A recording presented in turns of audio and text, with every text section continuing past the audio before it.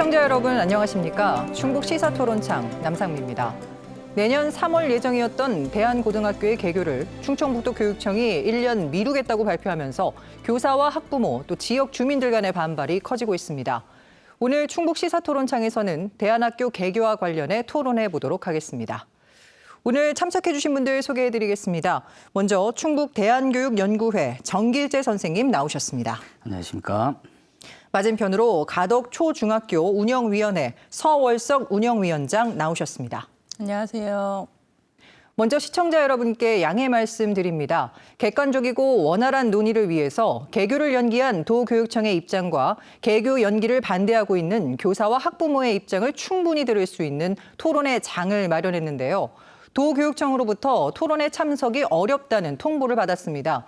그래서 제작진이 사전에 7가지 질문을 도교육청으로 보냈고 그에 대한 답변을 서면으로 받았습니다. 먼저 의견서 전문을 공개해드리겠습니다. 충청북도 교육청은 지난 2022년 12월 교육감 주재 국과장 협의회에서 단제고의 교육과정에 대해 검토하고 학생의 개인별 소질 적성을 개발하는 다양한 맞춤형 교육을 위해 단제고 교육과정에 대한 전면 재설정을 결정하였습니다. 이를 위해 교육과정 편성과 입학 전형 방법, 학생 모집 요강 승인과 공고를 위한 기간을 고려하여 개교를 1년 연기하고 학교의 비전과 교육 목표, 교육과정 등 학교 운영의 방향성을 재설정하기로 하였습니다. 이를 위하여 현재 도내외 교육과정 전문가들을 위촉하여 새로운 단제고 교육과정 TF팀을 구성하고 있습니다. 또한 해외 및 타시도의 사례를 검토하고 취지에 부합하는 교육과정을 마련하고자 합니다. 일부에서 제기하고 있는 대학 진학을 위한 교육과정 재편성 또는 전임 교육감의 흔적 지우기 등은 억측에 불과하며 법교의 테두리 안에서 대안학교의 취지에 부합하는 새로운 교육과정을 통해 당당하게 개교할 수 있도록 최선을 다하겠습니다. 빠른 시일 내에 단제고와 관련하여 지역 주민과 도민 여러분께 자세하게 설명드릴 수 있는 기회를 갖도록 하겠습니다. 감사합니다. 단제고의 개교가 1년 연기된다는 소식을 듣고 선생님은 어떠셨나요? 참담했죠. 저뿐만 아니라 저희 준비팀이 약 20명 정도 교사로 구성이 되어 있습니다. 이 소식을 최종적으로 접한 게 4월 정도였, 2024년 올해 4월 정도였었는데, 이 소식을 접하고 나서 여러 선생님들이 그동안 참담한 심정들, 불편한 어려운 심정들, 스트레스 상황을 많이 겪게 됐던 것 같고요. 저희가 준비한 게 2018년부터 준비를 시작을 했습니다. 입시 경쟁 교육에 아이들이 몰려 있다 보니까 수업 시간에 실제로 많이 엎드려서 자는 아이들, 의미 없이 자는 아이들부터 시작을 해서 그 스트레스 상황이나 입시 경쟁을 견디지 못하고 학교를 탈출하는 아이들까지 굉장히 많이 보아왔습니다. 그 상황에서 교사로서 과연 이게 정당한 방식인지 이것에 대한 문제점은 없고 해결점은 없는지 이런 고민을 하고 있던 교사들이 모여서 처음에 연구회를 만들게 됐고요. 그게 2018년부터 무려 5년 동안 준비를 해왔습니다. 그래서 현직에 있는 교사들이다 보니까 따로 시간을 내는 게 쉽지 않아서 보통은 야간에 모여서 12시까지 회의하고 교육과정 짜고 주말 같은 경우 연구회 모임하면서 새로운 교육과정 운영하고 있는 학교들 여러 군데를 탐방도 하고 방학 때는 역량 강화 연수를 하면서 교육과정을 짰었고요. 작년 같은 경우에는 이 교육과정이 실제 구현되기 위해서는 이 교육과정에 꼭 맞는 학교가 만들어져야 된다. 그래서 학교 공간 설계까지 교사들이 모여서 밤을 새가면서 회의를 했고 대안학교에 다니는 학생들의 의견까지 청취해 가면서 학교 공간까지 설계를 했습니다. 그래서 한창 지금 공사가 진행되고 있는 상황이고요.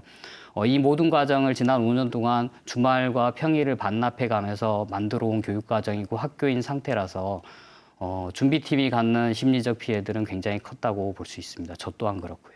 네, 알겠습니다.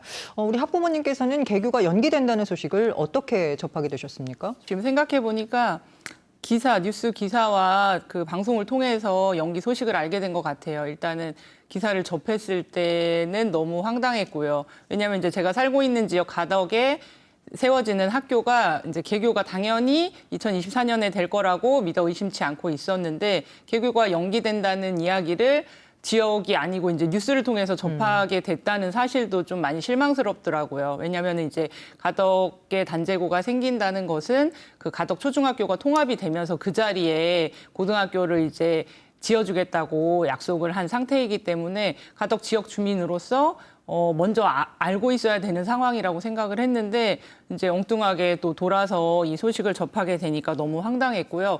그리고 지금 이 순간에도 가덕 중학교 자리에는 단제고가 계속 공사 중이거든요. 내년 2024년 2월 1일이 공사 완료 시점이라서 지금 모든 건물들이 다 올라가고 이제 공사를 하고 있는데 아이들만 입학을 하면 되거든요, 내년에. 근데 이제 연기가 되게 되면은 그 다 완공된 건물도 이제 그 놀리게 되잖아요. 그냥 방치가 돼 있는 상태로 1년을 보내게 될 것이고 가덕 지역에 있는 학생들뿐만 아니라 이제 대안학교 진학을 희망하는 그 여러 학생들 또한 갈 곳을 잃어버리게 되기 때문에 굉장히 큰 타격이 있으리라고 생각을 합니다. 네. 자, 그렇다면 도교육청은 왜 개교를 연기했을까?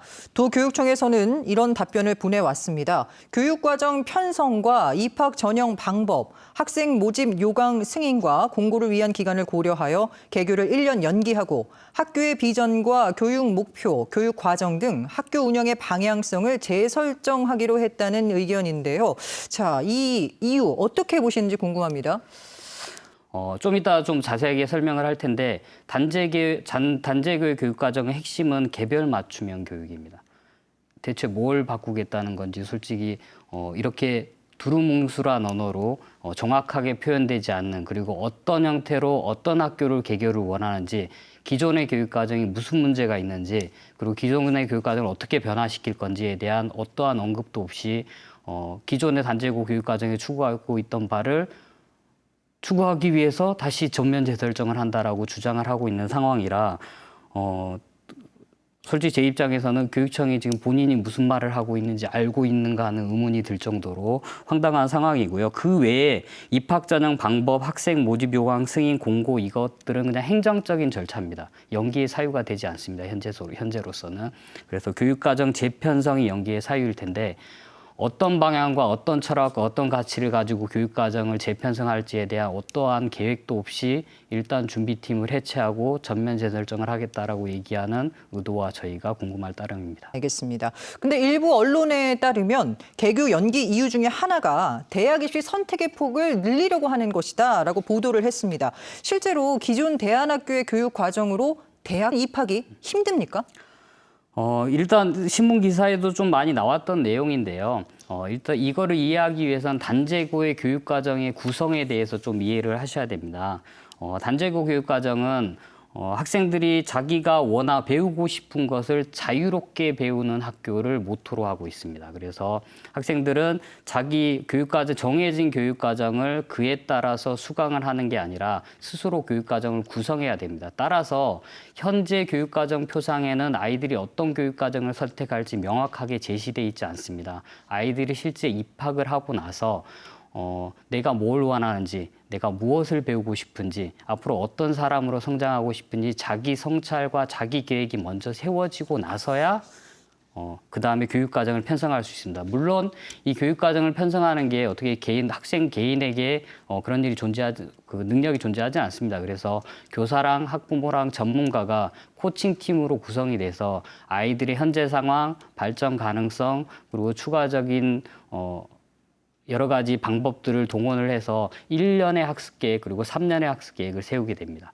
그 이후의 교육 과정이 구체적으로 편성이 되는 그런 상황이라고 이해를 하시면 되겠습니다. 그래서 이 도교육청에서 그 전에 도교육청에서 주장했던 거는 기본 교과가 없어서 대학을 진학을 할 수 없다라는 식으로 얘기를 했습니다. 단제고의 교육 과정은 초중등교육법 제60조 3항에 따라서 국어 50%, 사회 50%만 이수하면 졸업에 아무런 지장이 없습니다. 이 얘기는 무슨 얘기냐면 국어 과목을 5시간만 들으면 됩니다. 그리고 사회 과목은 4시간만 들으면 되고요. 그래서 국어 5시간, 사회 4시간이기 때문에 교육 과정이 너무 부족하다. 그래서 대학을 갈 수 없다라고 이렇게 주장하는데 이거는 아까 얘기했다시피 단제 교육 과정에 대해서 제대로 이해를 못했을 때 나올 수 있는 지적입니다. 네.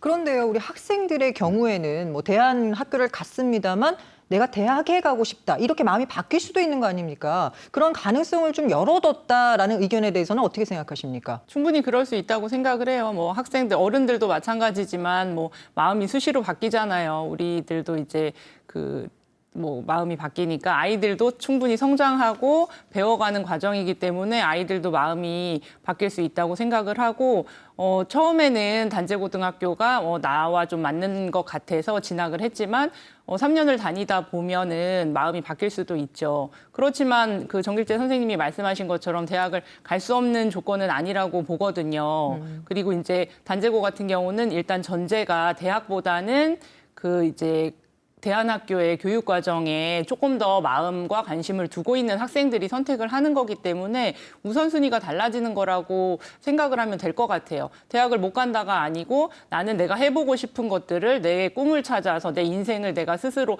설계해보겠다는 거를 더 우선순위에 두기 때문에 그런 것들을 배우다가 정말 나는 공부가 좋아 아니면은 이 뭐 미술이라는 진로를 정말 전문적으로 해보고 싶어 그러면은 그 대학을 위해 입시 준비를 또 별도로 할 수 있다고 생각을 해요. 우리가 뭐 예를 들면은 그 예술 쪽에 관심이 있어서 예고를 갔지만 그냥 그 다니는 도중에 일반 고등학교로 전학을 할 수도 있는 거잖아요. 꿈은 누구나 바뀌는 거니까. 근데 아이들이 대안학교를 다니면서 여러 가지 뭐 프로젝트 활동이라든가 노작 활동이라든가 철학 수업이라든가 이런 것들을 듣고 자신의 생각이라든가 그 세상을 보는 안목이 넓어졌을 때 자기 인생에 대해서 더 깊이 생각해 볼 수도 있고 그 진로에 대해서 더 깊이 다가가서 고민을 해본 결과 더 진학 문제에 심각하게 결정을 내리는 데 큰 도움이 될 수가 있다고 생각을 하거든요. 그래서 저는 오히려 그 대안학교의 교육 과정을 통해서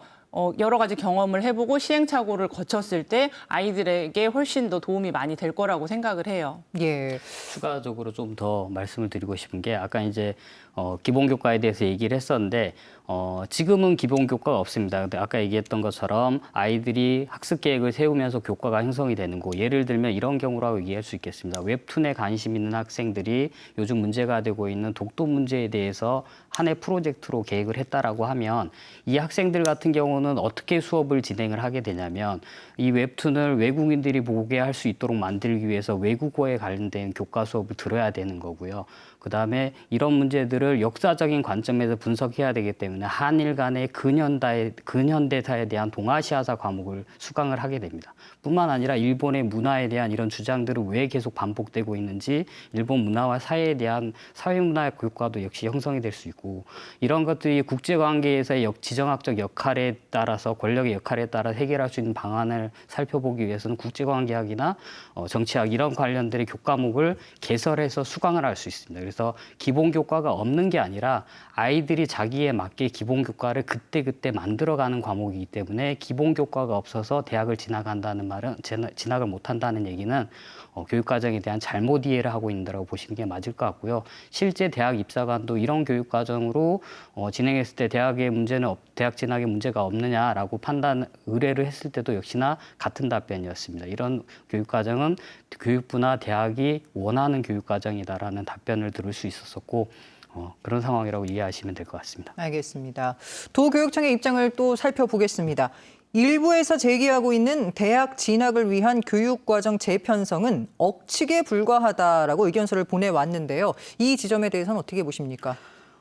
이 억측이라고 얘기하는 부분 자체도 대학 진학을 위해서 교육과정을 재편성해야 된다라고 발표된 거는 신문 기사를 통해서 발표됐습니다. 그 이후에도 두 차례의 교육청에 보도자료가 제출이 되었습니다. 5월 4일과 5월 24일 두 번의 보도자료가 제출됐는데 그 보도자료 안에서도 진학을 위하여 교육과정을 재편성해야 된다는 내용이 분명히 포함이 되어 있습니다. 이렇게 본인들이 발표를 하고 발표한 자료에서도 명백하게 드러나고 있는 거고 그 진학을 위해서 교육과정을 재구성한다는 얘기에 대한 객관적인 판단은 보통 교과를 늘려서 진학이 가능한, 대입이 가능한 학교를 만들겠다라는 의도로 보여지는 거고 그거에 대한 오해가 아니라 합리적인 예측이라고 보는 게 맞을 것 같습니다. 알겠습니다. 도교육청이 보낸 의견서를 계속 보겠습니다. 충청북도교육청은 지난 2022년 12월 교육감 주재 국과장협의회에서 단제고의 교육과정에 대해 검토하고 학생의 개인별 소질, 적성을 개발하는 다양한 맞춤형 교육을 위해 단제고 교육과정에 대한 전면 재설정을 결정하였다고 밝혔는데요. 왜 이렇게 결정했다고 보십니까? 단제고의 교육과정은 개인의 적성과 소질에 맞는 개인 맞춤형 교육과정이 학교의 목표입니다. 그리고 그거에 맞도록 정해진 교육과정이 아닌 그때그때 학부모와 학생, 교사가 만들어가는 교육과정으로 자기 설계 교육과정입니다. 96명의 학생을 대상으로 하고 96개의 개별 교육과정을 운영할 예정으로 있습니다. 이런 상황에서 개인의 소질과 적성을 개발한 다양한 맞춤형 교육을 위해서 교육과정을 재편성한다는 의도는 무슨 의미인지 저는 솔직히 파악을 하기가 힘들다고 생각이 됩니다. 자, 그러면 그동안 충북 대한교육연구회에서 준비를 했던 이 단제고의 교육과정 설계에 있어서 뭔가 문제가 있었다 또는 부족한 점이 있었다라고 생각하십니까? 저희 입장에서 점검해 보란 말씀이신 예. 거죠. 저희가 우리 교육과정이 얼만큼 뛰어나다 안 뛰어나다 판단하는 것은 어려운 문제일 것 같고요. 저희도 이 교육과정이 실제 구현 가능한지 그리고 어떤 문제점이 발생할지는 막상 학교가 개교해보고 수없이 많은 시행착오 과정을 거치면서 해결될 거라고 봅니다. 그리고 저희는 기본적으로 그 과정을 5년 정도의 과정이라고 판단을 하고 있고요. 이 5년 정도의 과정 동안 기존에 준비했던 교사팀들이 들어가서 수없이 많은 고민과 회의와 노력들이 포함되지 않으면 교육과정이 정상화되지 않을 거라고 판단을 하고 있습니다. 그래서 그거에 대해서 얘기하기는 아직 섣부른 생각이 드는 거고 저희가 생각했을 때 이 교육과정의 가장 큰 문제를 짚으라고 굳이 얘기를 한다 그러면 교사의 역량이 매우 많이 필요하다는 겁니다. 여기서 쉽게 얘기하면 여기 들어간 교사들은 향후 5년 동안 개인 생활을 포기하지 않으면 이게 정상화시키기 힘든 교육과정이라고 보여집니다. 네, 그런 상황임에도 불구하고 20여 명의 교사들이 스스로 자진해서 가시밭길을 가겠다고 하는 이런 상황은 감사한 상황이라고 보는 게 맞다라고 보여집니다. 네, 의견 고맙습니다. 학부모님의 아이가 고등학교 1학년이라고 들었습니다. 실제로는 이제 단제고를 보내고 싶으셨는데 이제 개교 문제 때문에 지금 다른 학교에 진학을 한 상태죠. 우리 학부모님께서는 단제고등학교에 어떤 기대가 있어서 자녀를 보내려고 하셨습니까? 모든 아이가 공부에 재능이 있는 거는 아니라고 생각을 해요. 특히나 이제 요즘 같이 세상도 다양해지고 정말 할 수 있는 것들이 많아진 시대에는 그 아이들도 오로지 공부를 목표로 삼고 대학을 가는 것만이 자기 인생의 최고 목표일 필요는 없는 것 같아요. 그거는 우리 시대나 옛날 시대나 있을 법한 이야기지만 요즘 아이들한테는 그렇게 다양한 활동 그리고 특히나 자기가 좋아하는 일을 찾을 수 있다는 것 자체가 아이한테는 큰 축복이라고 생각을 해요. 그래서 저는 아이가 자기가 관심 있는 것들을 찾고 그리고 그 일을 향해서 갈 때 부모로서 최대한 도움을 줄 수 있는 것이 저의 역할이지 않나 생각을 했거든요. 그래서 단제고가 생긴다면은 아이가 그 재능을 살려서 그런 것들을 자기가 배워보고 그리고 이제 작은 공동체 사회 속에서 아이들과 같이 경험을 하고 그 사회생활을 미리 배워나가는 과정이 굉장히 아이한테 도움이 될 거라고 생각을 했어요. 근데 이제 개교가 연기가 되고 이제 늦어지면서 큰아이는 일반 고등학교를 지금 통학 1시간 거리가 걸리거든요. 그렇게 해서 일반 학교를 다니고 있는데 아까 선생님이 말씀하신 것처럼 그 일반 학교에 있는 아이들도 정말 공부가 전부 다 목적은 아니잖아요. 진짜 한 10분의 1. 그 이야기를 들어보면은 거의 한 8, 90%는 잔다고 해요. 공부에 이제 취미가 없거나 이제 흥미를 못 느끼기 때문에 저희 아이도 마찬가지고 이렇게 소중한 학창 시절의 시간들을 그렇게 의미 없이 보내는 게 저는 너무 안타깝고 정말 행복해야 될 학창 시절이잖아요, 아이들한테. 저도 어린 시절에 행복했던 기억으로 지금 이제 평생을 살아가고 힘든 순간에 그런 추억들을 떠올리면서 인생을 살고 있는데 아이들한테 가장 우리가 해줄 수 있는 거는 어른으로서 그 학창 시절을 행복하게 보낼 수 있고 자기가 좋아하는 꿈을 찾아서 갈 수 있는 길을 만들어주는 게 아닌가라고 생각을 합니다. 네, 의견 잘 들었습니다. 대안학교의 취지에 관련해서 충청북도 교육청에게 이제 질문을 던졌습니다. 근데 이것에 대한 답변이 오질 않았거든요. 정길재 선생님은 대안학교의 취지 어디에 있다고 보십니까? 지금 시대가 굉장히 급격하게 변하고 있습니다. 요즘 가장 큰 화두는 챗 GTP의 문제일 것 같고요.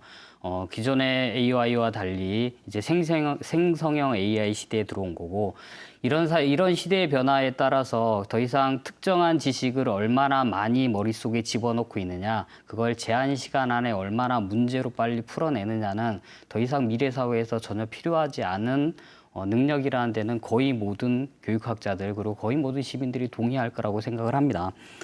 그래서 우리가 비근한 말로 교육에 대해서 비유를 할 때 물고기를 잡아주지 말고 물고기를 잡는 법을 알려달라고 얘기를 합니다. 근데 저는 이 얘기도 현재 상황에 맞지 않다라고 생각합니다. 지금 상황은 물고기를 잡아주는 건 현 교육인 거고요. 물고기를 잡는 방법을 알려주는 건 좀 더 진보한 교육인데, 우리가 지금 해야 될 교육은 물고기를 잡는 방법 한 가지를 아는 게 아니라 그 방법을 응용해서 다른 물고기는 어떻게 잡을 건지, 물고기가 아닌 동물은 또 어떻게 사냥을 할 건지, 그물은 또 어떻게 변화시킬 수 있는지, 기존의 방법을 아는 걸 넘어서 내가 스스로 새로운 방법을 만들어낼 수 있어야지 미래 사회에 적응할 수 있는 사회라고 보여집니다. 그래서 그럼에도 불구하고 현재 교육은 물고기를 집에 집어 넣어주고 있는 거죠. 일정한 교실 안에서 정해진 지식을 주고 있는 상황이라고 보면 될 것 같고, 그래서 결과적으로 우리가 가르쳐야 될 것들은 어떤 문제나 문제 해결의 문제나 어떤 기술들을 가르쳐 주는 게 아니라 문제를 어떻게 해결할 수 있는지 방법을 알려주는 게 교육의 본질적인 목표고 대안교육의 본질적인 목표라고 생각이 됩니다. 이 과정에서 이 문제는 왜 발생하는지, 어떤 방식으로 해결할 수 있는지, 어떤 자원을 동원하고 어떤 사람과 협력할 수 있는지, 그 실제적인 방법은 뭔지, 이런 거에 대한 충분한 훈련과 연습이 필요하고, 그게 숙달이 돼야 우리가 만날 전에 겪어보지 않은 전혀 새로운 문제에 대한 해결책을 찾을 수 있을 거라고 보여지고요.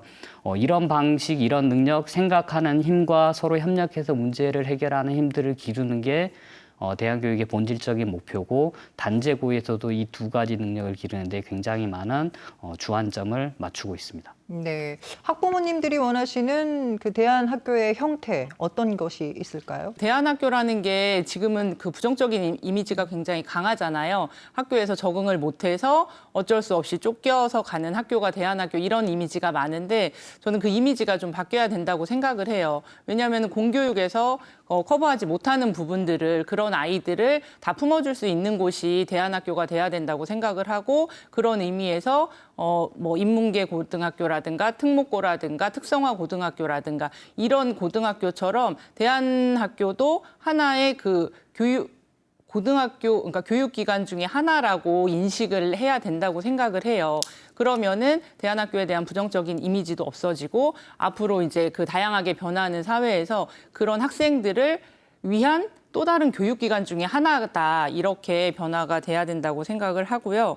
그리고 일단은 대학 입시를 목적으로 하는 학교는 아니잖아요. 근데 그런 것들을 순위에서 보지 않기 때문에 대안학교를 보내는 것인데, 가장 중요한 목표는 그건 것 같아요. 아이들이 정말 다양한데 그런 다양한 아이들의 개개인의 다양성을 인정해주고 그것들을 이제 품어줄 수 있는 교육기관으로서 그 단제고가 그런 역할을 해야 한다고 생각을 하고요.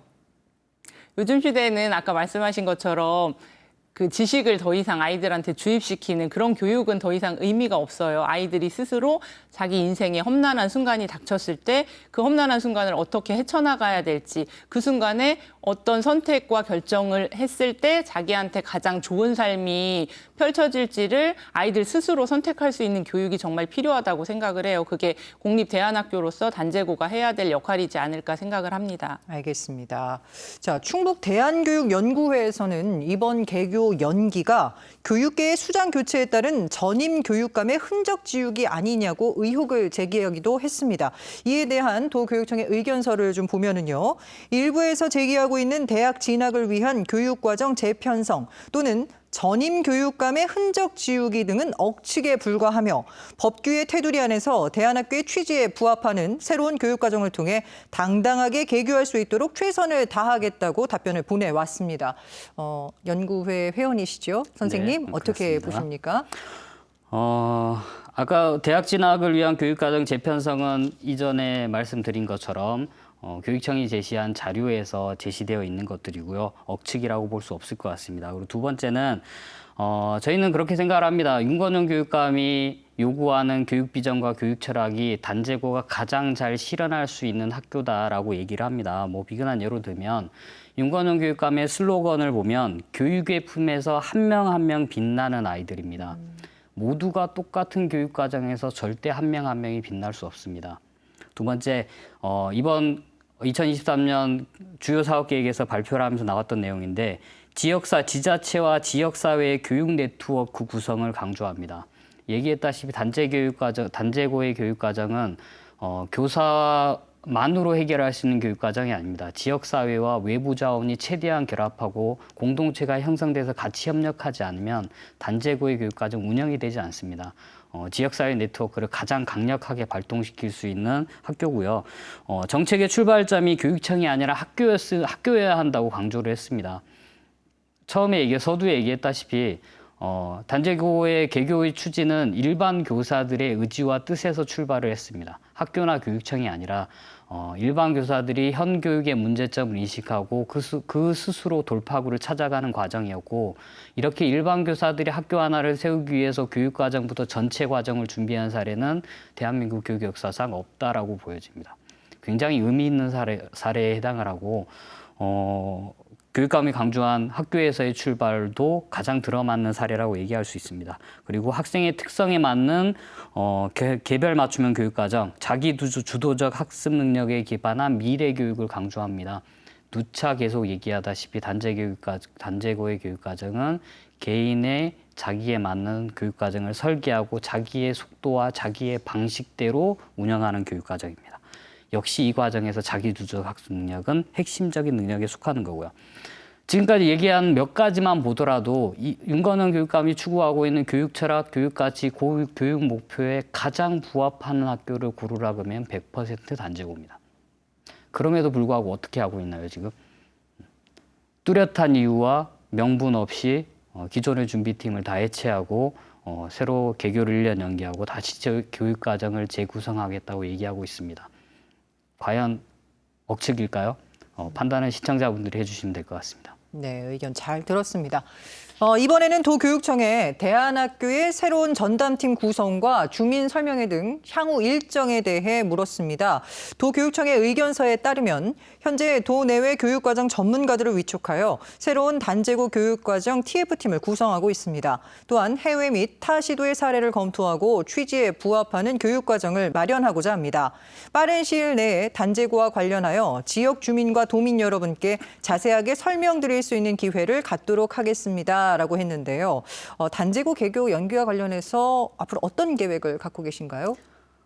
저희들이 무슨 정책 결정 권한이나 이런 게 있지 않기 때문에 저희들은 단제고가 원래 계획했던 개교 목표와 취지에 맞게 2024년 개교를 하기 위해서 끝까지 노력할 예정이고요. 저희가 5월 4일 날 처음 충북 대한교육연구의 명의로 기자회견을 시작을 했습니다. 그 이후로 단제고의 정상 개교를 위해서 지역 시민사회단체들, 교육단체들, 학부모단체, 그리고 지역 주민들, 그리고 단제고에 관심 있는 이 도민들이 결합해서 현재는 단제고 정상 개교를 위한 도민 행동을 결성해서 지금 계속적인 싸움을 이어가고 있고요. 도교육청에서 1인 시위를 계속 진행하고 있고 충북 도민들을 대상으로 해서 온라인 서명을 받고 있는 상태입니다. 그래서 5월 31일 날 수요일입니다. 도교육청으로 그동안에 받은 서명과 이 지역 주민들과 도민 행동을 기반으로 해서 교육감과 면담을 요청하고 그리고 추후에 면담과 대화 창구를 마련할 수 있도록 항의 방문을 계획을 해서 실행을 했습니다. 그리고 이후에도 계속 단제고가 정상 개교할 수 있을 때까지 항의 시위, 도민 선전, 그리고 그 외에 지속적인 서명, 그리고 연대 활동 이것들이 계속 진행이 될 것 같고요. 단제고가 원래 취지와 목표에 맞도록 개교할 수 있게 저희들이 할 수 있는 최대한 노력을 경주를 하고 항상 저희들은 인권은 교육감이 당선되고 나서부터 항상 했던 얘기가 우리와 같이 대화를 하자. 교육과정을 어떻게 바꿀지 어떻게 합의를 볼 수 있을지를 대화를 하자고 수없이 많이 요청을 했습니다. 그러나 단 한 차례도 받아들여지지 않았고 개교 연기를 결정하는 그 순간에도 교육과정에 대한 설명을 하고 거기에 대해 이해를 구하겠다라고 요청을 했으나 역시나 받아들여지지 않았습니다. 이런 상황이기 때문에 저희가 이런 상황이더라도 어쨌든 저희는 끝까지 대화의 창구를 열어놓고 같이 협의해서 충북교육청이 요구하는 단제고의 상과 저희가 요구하는 단제고의 상이 전혀 다르지 않다고 판단합니다. 문건상으로만 봤을 때는. 그러면 합의점을 찾을 수 있을 거라고 생각을 하고 교육청의 전향적 태도를 기대합니다. 알겠습니다. 자, 끝으로 마무리 발언 부탁드리겠습니다. 우리 학부모님부터요.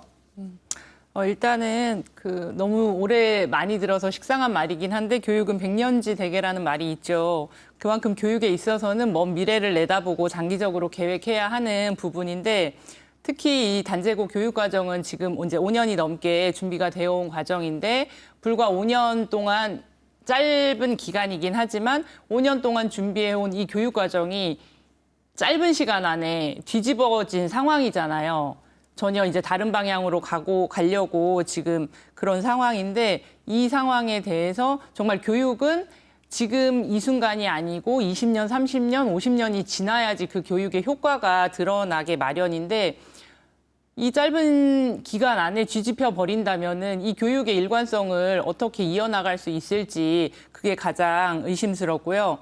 우리는 아이들한테는 인생 선배잖아요. 그리고 이제 아이들보다 먼저 살아왔고, 그리고 특히 이제 뭐 교육에 종사하시는 선생님이라든가 교육청에 계신 분들 같은 경우는 교육의 전문가인데 아이들한테 최대한 이 단제고가 아이들한테 최대한 수혜를 줄 수 있도록 그렇게 만들어 가지는 못할 망정, 아이들한테 교육적 선택권을 좀 뺏어가지는 않았으면 좋겠다 이렇게 생각을 하고 있고 지금 이대로 개교가 연기가 된다면 정말 이건 퇴행이라고밖에 볼 수가 없다 이렇게 판단을 하고 있습니다.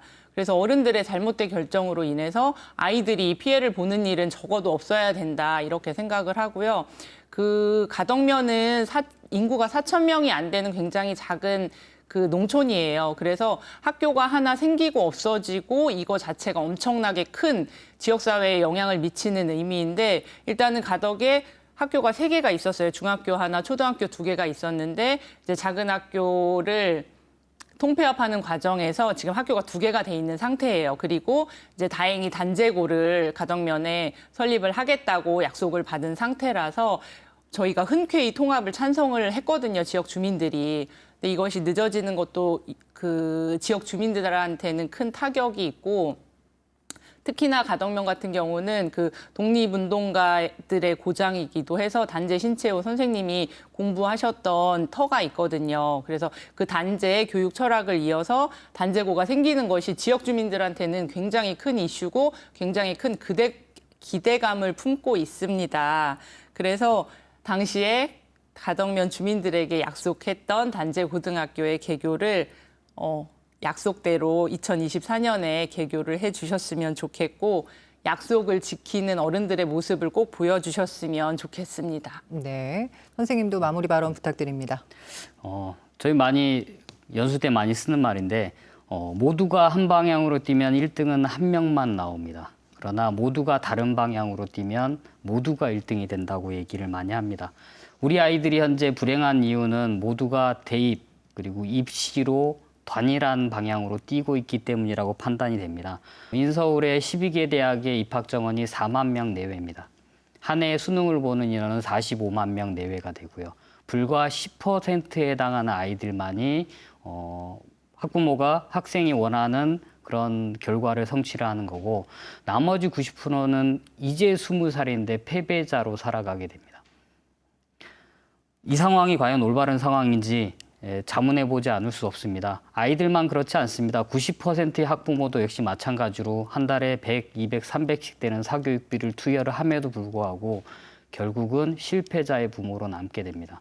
과연 이게 언제까지 지속돼야 되는지 의문을 제기하지 않을 수 없고요. 그렇다 하더라도 그 10%의 아이들도 과연 계속 행복할까요?에 대한 의문은 여전히 남습니다. 한국 교육이 변화해야 된다는 필요성에 대해서 공감하지 않는 사람은 저는 단 한 명도 없다라고 판단을 합니다.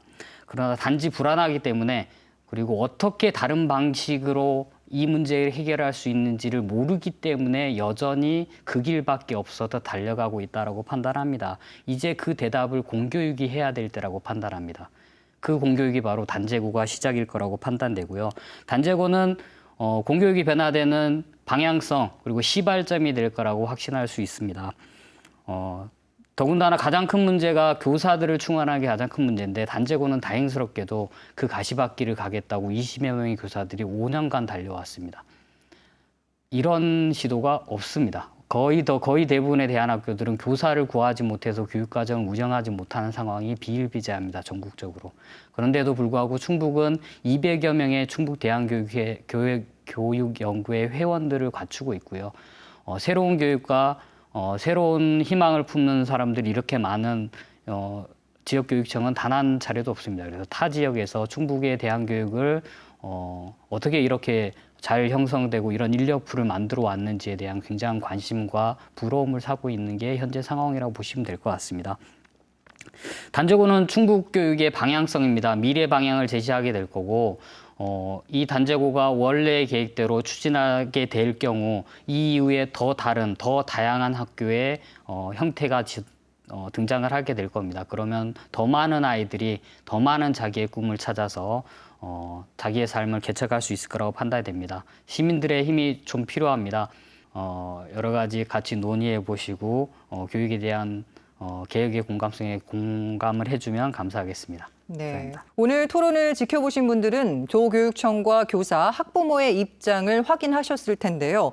대한고등학교 개교를 둘러싼 교육계의 대립과 갈등이 더 깊어지기 전에 진정으로 학생들이 원하는 것은 무엇인지, 또 학생들에게 필요한 것은 무엇인지에 대한 원론적인 질문을 던져보고 그 해법에 대해 함께 노력해 봐야 할 것입니다. 자, 오늘 토론에 참여해 주신 두 분 고맙습니다. 감사합니다.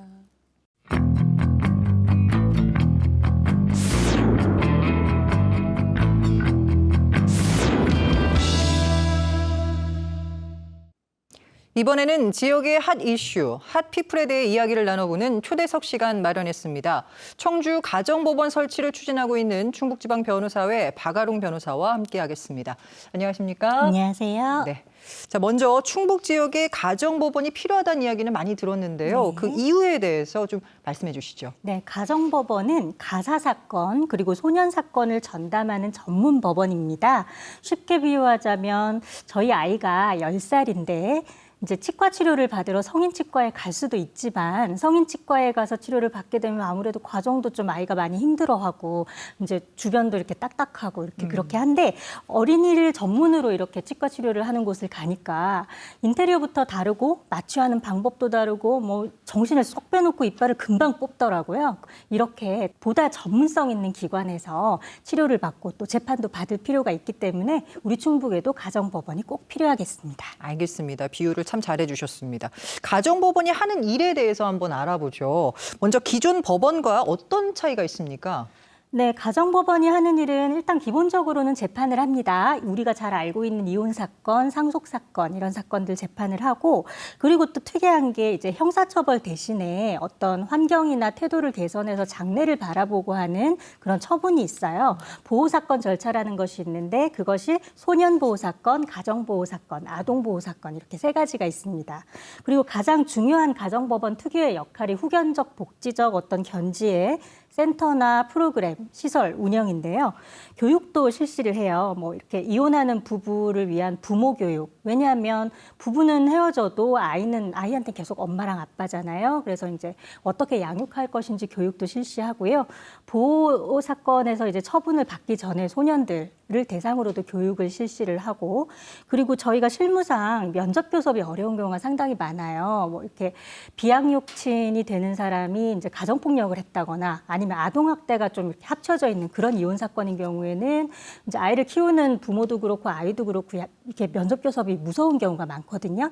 이제 그럴 때 이제 면접 교섭을 위한 장소라든지 아니면 필요한 서비스 이런 것들을 제공해주는 그런 서비스도 하고 그리고 이런 것도 법원에서 하나 싶으시겠지만 그 보호 사건을 접수된 청소년들 또는 이제 비행에 이제 쉽게 노출이 되어 있는 그런 청소년들을 위해서 1박 2일, 2박 3일 판사님과 함께 캠프, 템플스테이 이런 것들도 합니다.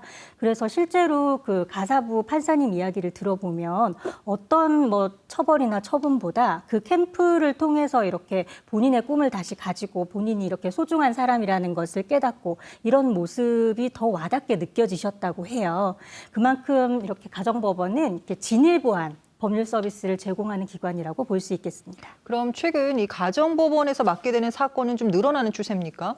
아무래도 그렇죠. 가정법원의 사건 수는 지속적으로 늘고 있고요. 가사 사건 수는 그리고 코로나19 상황이 좀 진정이 되면서 소년 사건이 좀 많이 폭발적으로 늘고 있습니다. 충북 지역에서 계속 사건 수가 늘고 있고 그건 전국적으로도 마찬가지고요. 가정법원은 반드시 확대되어야 하는 상황이죠. 네, 다른 곳으로 눈을 한번 돌려보죠. 전국적으로 가정법원은 몇 곳이나 설치가 돼 있고 현재 상황은 어떻습니까? 수도권에 3곳이 있어요. 그 3곳을 비롯해서 전국에 8곳의 가정법원이 이미 설치되어서 운영이 되고 있고요. 2025년 3월에 창원에 가정법원이 또 이렇게 개원하기로 확정이 되어 있는 상태입니다. 아직 가정법원이 설치되지 않은 광역단위 지방자치단체가 저희 충북, 전북, 강원, 제주 이렇게 4곳뿐이에요. 예, 그렇군요. 그럼 만약 청주에 가정법원이 설치될 경우에 지금과는 좀 어떻게 달라질까요? 기대하는 바가 있을 것이고 또 변화되는 모습도 있을 텐데요. 네, 가장 크게 꼽을 수 있는 것이 신속성, 전문성, 그리고 유기성의 문제입니다. 아무래도 지금은 이제 가정법원에 비해서 가사 사건을 담당하는 법관, 그러니까 판사님이나 직원의 수, 특히 가사조사관의 수가 좀 많이 적은 편이에요. 그래서 불가피하게 절차가 지연되는 경우도 많고 아무래도 아주 충실한 심리가 되기 어려운 경우도 좀 많이 있고요. 그리고 지방법원에서 이제 가사와 소년 업무를 담당하는 판사님이나 직원들 같은 경우에는 통상 이렇게 1, 2년 정도 해당 업무를 맡다가 또 다른 업무로 업무 분장이 바뀌기도 하고 실제로 이렇게 병행도 많이 해요. 뭐 민사나 행정 사건들을 병행도 많이 하기 때문에 아무래도 최선을 다하시더라도 전념하기 어려운 그런 문제가 좀 있는데 만약에 가정법원이 생기게 되면 이제 전문 법관 이 배치될 수 있고요. 그리고 관련 분야 전문 교육을 받은 직원들도 배치가 될 것이고 수도권의 경우에는 5년에서 6년 그리고 지방의 경우에는 보통 한 3, 4년 정도 한 법원에서 근무를 하는데 가정법원 소속으로 가사와 소년 사건만 그 기간 동안 전담을 하는 것이기 때문에 뭐 전문성이라든지 일관성, 유기성 이런 것들은 말할 것도 없겠죠. 알겠습니다. 청주에 가정법원이 설치되어야 하는 이유를 이야기해 주심에 있어서 뭐 네. 법적 근거라든가 당위성을 좀 짚어주신다면요. 아무래도 가장 중요한 것이 사법 서비스의 지역 편차 해소겠죠. 전국적으로 많은 지역민들이 이미 향유하고 있는 질 높은 가정법원의 서비스를 우리 충북도민들은 아직 누리지 못하고 있는 것이니까요. 이제 그것을 위해서 저희가 움직여야 할 텐데 가정법원을 설치하려면 법이 개정돼야 됩니다. 그런데 이 법이 개정안이 이미 2020년 8월에 발의가 되어 있어요. 국회 법제사법위원회 산하 법안심사 1소위원회에 계류 중인데요. 내년에 총선이 열리고 지금 이제 국회의원들의 임기가 끝나지 않습니까? 그러면은 지금 계류돼 있는 법안이 그 안에 통과되지 않으면 자동으로 폐기되는 수순이 되기 때문에 올해 안에 사실상 통과가 반드시 되어야 하는 상황인 거죠. 그렇군요. 정말 마음속으로 굉장히 가정법원이 설치되어야 된다고 이제 보고 계시는데 끝으로 네. 한 말씀 부탁드리겠습니다. 네, 가정법원의 전 단계라고 할 수 있는 실무부서인 가사과가 전국에서 2번째로 설치되었던 곳이 바로 저희 청주입니다. 저희보다 먼저 가사과가 생긴 수원에는 이미 가정법원이 설치돼서 운영이 되고 있고요. 저희보다 늦게 가사과가 설치된 창원도 2025년 3월에 문을 열기로 확정이 되어 있는 상황인 거죠. 저희가 실무적인 준비는 사실 이미 어느 정도 갖추어져 있는 상황입니다. 그렇다면 이제 입법자인 국회의원분들의 결단이 남아있는 상황인데요. 도민들께서 많은 관심과 지지를 보내주셔서 그 뜻이 국회로 전달될 수 있도록 도와주시기 바랍니다. 네. 오늘 핫 이슈 핫피플에서는 청주 가정법원이 필요한 이유에 대해 짚어봤습니다. 충북지방변호사회 박아룡 변호사와 이야기 나눴습니다. 고맙습니다. 감사합니다. 청주 가정법원 설치는 도민들이 누려야 할 당연한 사법적 권리라고 하는데요. 공정하고 당당하게 사법 서비스를 받을 수 있도록 도민들의 뜻을 모아야 하겠습니다. 충북 시사토론창 여기서 마칩니다. 시청해주신 여러분 고맙습니다.